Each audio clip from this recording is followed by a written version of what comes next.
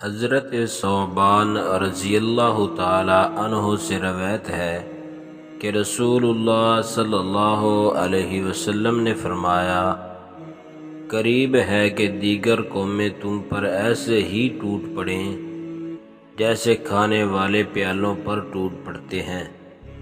تو ایک کہنے والے نے کہا، کیا ہم اس وقت تعداد میں کم ہوں گے؟ آپ علیہ الصلوۃ والسلام نے فرمایا، نہیں، بلکہ تم اس وقت بہت زیادہ ہوں گے، لیکن تم سلاب کی جاگ کی مانند ہوں گے۔